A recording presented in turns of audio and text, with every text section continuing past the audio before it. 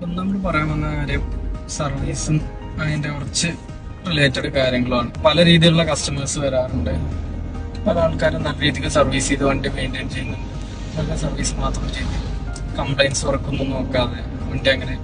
അപ്പൊ അവര് പറയുന്ന ഒരു കാര്യം, ഇത് ടൊയോട്ട അല്ലേ, ടൊയോട്ട എത്ര വേണമെങ്കിലും ഓടിക്കോളും. സത്യമാണ്, ടൊയോട്ട വണ്ടികൾ റിലയബിലിറ്റിക്ക് നല്ല പേരുകേട്ട വണ്ടികളാണ്.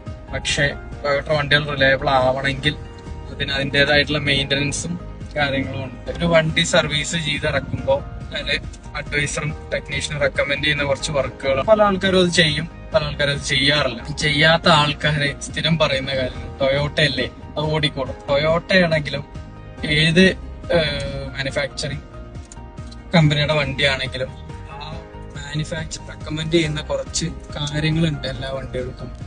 ഓരോ പീരിയഡ് ഓഫ് ടൈമിൽ മാറേണ്ട പാർട്സ്, ചെയ്യേണ്ട വർക്കുകൾ. ഈ പീരിയഡ് ഓഫ് ടൈമിൽ മാറേണ്ട അല്ലെങ്കിലും നാളത്തെ റോഡിന്റെ അവസ്ഥ അറിയാലോ, ഓടിക്കഴിഞ്ഞാൽ കംപ്ലൈന്റ് വരും. ബുഷുകളായാലും സസ്പെൻഷൻ പാർട്സ് ആയാലും. അപ്പോൾ അതിന്റെ അനുസരിച്ചുള്ള സർവീസും കംപ്ലൈന്റ് വർക്കും ചെയ്താൽ മാത്രമേ ഏത് വണ്ടിയാണെങ്കിലും നമുക്ക് കാലം യൂസ് ചെയ്യാൻ പറ്റും.